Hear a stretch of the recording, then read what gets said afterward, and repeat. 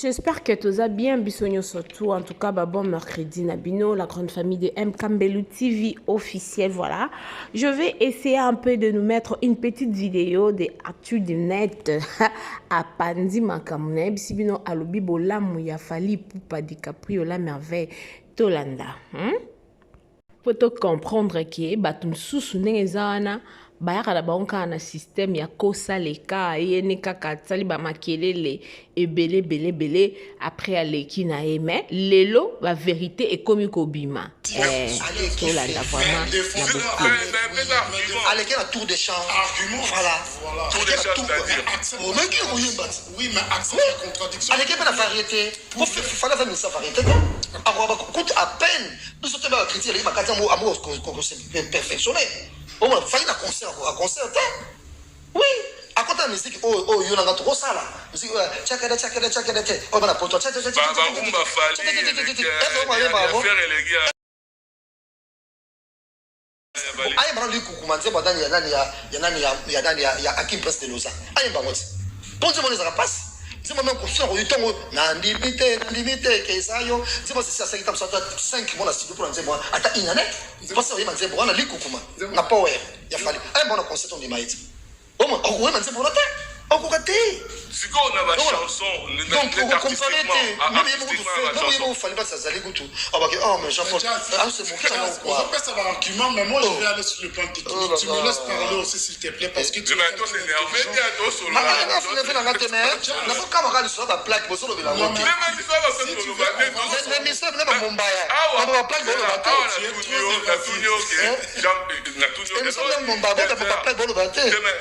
na tunyo tout à l'heure on tolobela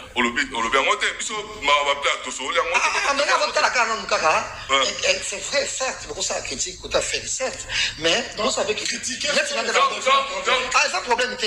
Mais pour ça que tu ne faire artistiquement, il fallait les qui, il fallait voir ça. Tu as démontré. Je te le qui. Tu as démontré. Je peux te le moi, je vais te dire un truc. Il fallait faire, ils font de la rumba. Vous en êtes d'accord. Pour faire de la bonne rumba, ils ont des critères de quoi. Il faut qu'on remplisse. Papa l'avait défini. Ça commence par la mélodie. Certes, Ferré a une très belle voix. Au moins, on a confié au de temps. Papa m'a cité tout à l'heure. Papa m'a dit tu m'arraches Fali, Azok Beta Rumba Mabe. Azok Beta Rumba. Je ne suis pas venu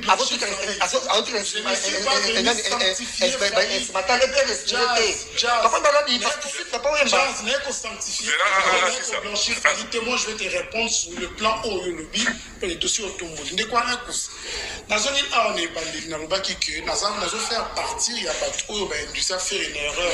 Donc, tout le monde sur le plan ah, on prend des lignes pour faire, on peut se quand on parle de la rumba, il y a la mélodie, il y a les rythmes, il y a les paroles, très belles mélodies, des belles sensations. Voilà. Toujours on aura l'instrument de quoi les cousses. Pour faire la bonne rumba, il faut avoir des bons instrumentistes. Il fallait faire la rumba avec de quel genre d'instrumentistes. Moi, je te citerai le nom où il fallait travailler en avant. Papa. Instrumentiste. Déjà, tu regardes. Non. Papa, pour toi, la d'accord, on a eu caractère parce que. Non, on parlait. Pas d'accord, on a eu ôté. La bandi, parce qu'on a d'accord, on a eu ôté. La musique qui a fait une décolle. Ah, quand on bête, on a connu, on a vanité. Mais parce que ça, les moussala qui tombent pour le même, les gens qui nous suivent, les coups, certes, tout ça, par mélomane, il y a la bonne musique. Mais si on est d'accord, on a eu qui album, il y a fait les bandits, et là, on a eu qui a la belle voix des Ferré. Il a une très belle voix. Très belle voix. Et sur le plan instrument d'album à Ferré, tu ne sens pas la musique, il n'y en a pas. Il n'y en a pas de quoi. Par exemple, il y a Ferré. N'importe. Tant qu'il y a un considéré déjà, non, pour dire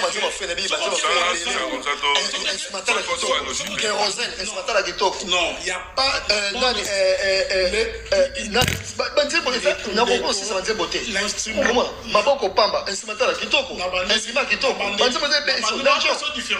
quand faire travailler avec des Konabiso, comment il s'appelait encore? Un très bon. allez voir la différence de quoi couscous canapé. Je pense aussi que la meilleure nzembo à faire à Yemba, si nous définir Rumba, et ça quand Olivier Timan, il n'investit pas sur ça, il n'investit pas dans ça. Dis-moi de quoi couscous. Nous avons vu des papas où Mado ça l'album à Sangisi, ingénieur à Minen, à son réalisateur à Minen, à Souzi, à Maïka, à Sangisi, à papa n'a soit sec bides. Pour Azoluka recherche et l'okoyasi. On a vu Kofi faire ça. Mais quand on voit faire la musique de faire, il le fait avec qui? Il n'investit pas dans ça. Non. Ne quoi là, parce que vous avez obligé de faire 5 minutes.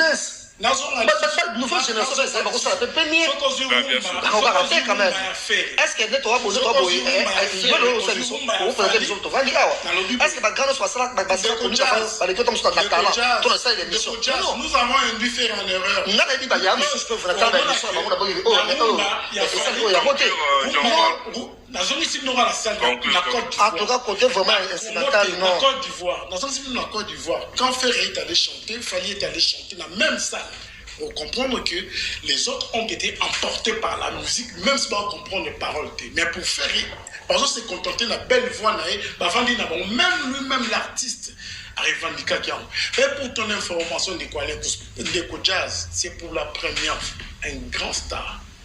Après concert, déjà, avec comme on a excusé, non, on qui malade, voilà, on qui bien et pourtant, les fanatiques qui a danger. Mais quand lui vient dire que Nazaki malade, cela veut dire que Naïma qui en tout cas. Jamais de la vie. Papa m'a dit un grand chanteur, écoute,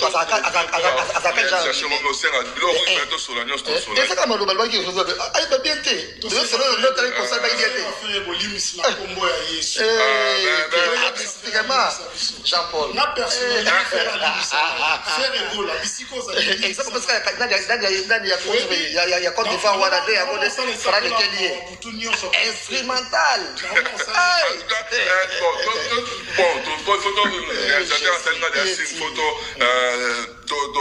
Pour conclure parce que Timothée Faye, donc en tout cas merci beaucoup.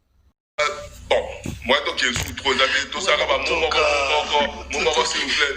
Timothée Faye dans votre cas. Et moi ils sont de femmes ma comme ils ont vrai tout qui ça. Ah mais c'est énergie. Que na finga Michel comme pas. Au moins bon point na autre cas.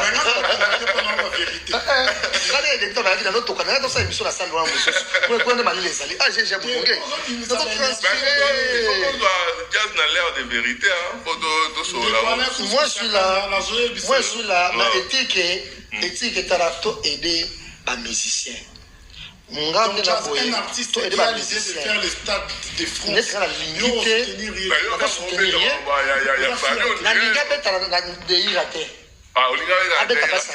niveau là. Mais moi je me rappelle tant à Kikobeta na Yenja Arena. C'est quand qui va bineno ko uta na Yu Arena ou beta na Yenja Arena. Si, bah, c'est ça qui était. D'ailleurs, la polémique. Tu m'as fait éthique, après tu as championnat et aller là. Faire avec une erreur, faire avec des TikTok pour ma carbonée à TikTok. Avec un stade Camagnola plein. On va laisser ma billet, c'est ma billet la production, bah on a quitté. Production, bah on a quitté. C'était bon, il fallait pas dire là, faut pas dire toute une tournée dans le Canada. Mais ça arrive. Mais faire échouer là où il fallait réussir. Et il y a Ekoya. Na salle Camagnola pour madame sur deux nuits. Et la salle Camagnola à deux d'affilée. On est là qui a rompé gentiment. Et ça problème était, tous ça fait une charine là on y est. Faire à l'équipe Sali. Pour Sali à Robert Tango, faire Robert Tango. Il faut se argumenter. Mais Robert pour Robert Tango, Sandaju, Sanda Nakamura, Sanda Tex, Samba Nino, avec un Samba Nawana. Il y a Betango, Yemoko, dans le système ça. Il y a des Koya. Oh, avec des gens, avec des gens, Nuni balé. Non, c'est avec ta kiango. Avec ta arena avec la population, il y a des premières, il y a béton 3 niveaux. Avec qui faut défendre faire mais rien à tu vas mon aïe makamususu. C'est pas grave, na kati. Je pris mon temps la position. La position et moi je pas porte affaire. OK. Porte y a faire été. La porte n'a été mais là on se faire pour faire à calme, pour faire avec la musique kitoko, avec la musique tellement kitoko. Faire avec respecter. Bah, tu appelles ça non seulement respect, c'est promotion, ça fait, tout à fait bon, on a tout autant, les c'est force. Et puis, faire la côté vérité. Et puis, faire, par exemple, à suivre, abandonner notre commentaire, Miss 85, Benita Mouré KTT. Et pas bon, et pas bon. C'est l'exemple mon palpable.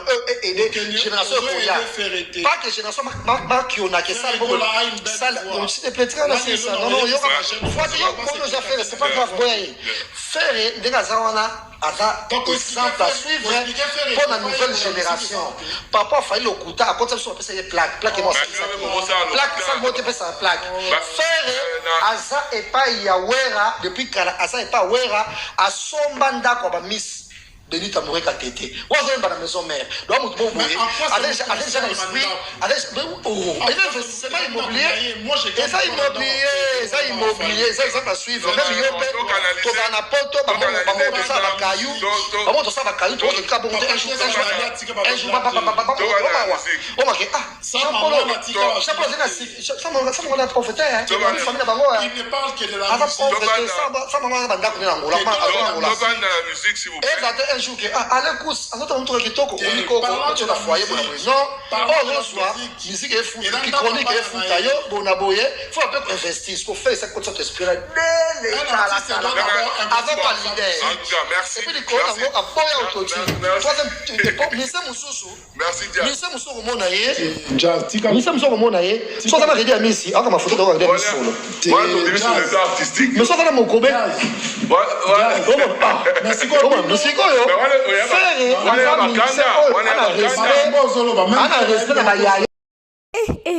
Et la grande famille, est-ce que bon on a décrit jazz à Otoka?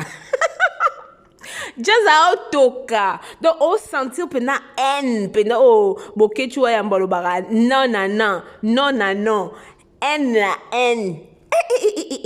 Pardon, la grande famille. Botike la na ba commentaire.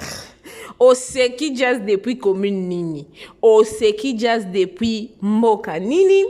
Et puis, bon s'abonner massivement à Anakatia M Kambelu TV officiel. Déjà, Stade de France confirmé. Balobi, les Warriors. Les Warriors, Warriors ne Makambu. Donc, to bunda to matato kita. Et qu'on change l'équipe qui gagne, on ne change jamais. Donc, du coup, toujours nenge moko aigle à l'obaka ya la baille à la popo toti ke la bango temps ya nenge ka nzembo zo loba nzembo na biso ya mikolo yo toti ke la bango temps bati ke la biso temps ba ko comprendre ata lelo na nenga kunda lupin ata lelo bazo mona ke non bazo ko nier ba wanga na penzati mais na ndenga kuzu bazaso ba vandi bango mo ba te aigle, il y a la baille, il y a la popo. Donc voilà ma grande famille de M Kambelu TV officiel. Si vous êtes nouveau ou nouvelle, n'hésitez pas, abonnez-vous massivement, aimez, commentez, partagez le lien. Et au ça, la biso vraiment plaisir et à ma cassi. Tozawana, si vous avez des conseils, des suggestions, n'hésitez pas, il y a le numéro qui s'affiche, contactez Bisso. En tout cas, conseil nayo, suggestion nayo, topé, point de vue nayo, et que vous la bienvenue, payi na Bisso awa na katia MK Mbelu TV officiel. Je vous aime beaucoup, en tout cas, que mon Dieu vous bénisse abondamment. Ce qui est soit zongité, ngai na bino tokukutana, en tout cas na mikolo mizali koya. Bon début à mois de juillet, na batunion parce que aujourd'hui c'est déjà le 2 juillet. La king de Zouimbale de juillet, bisotembe na foire fikin. Bana bazi congé. Donc ma kambango ka ningeza la malgré fikin et beba mais tozazazazaka wana. Donc bo s'abonner libokema awana kati ya MK Mbelu TV officiel, bo s'abonner, bo aimer, bo commenter, bo partager vidéo oyo. Et ça seul moyen pour na bino ya ko soutenir maman MK Mbelu TV officiel. Je vous aime beaucoup, que mon Dieu vous bénisse. Ce qui est sous Christ azongite, ngai na biso tokutani na mikolo mizalikoya. Bisous bisous bisous, bye.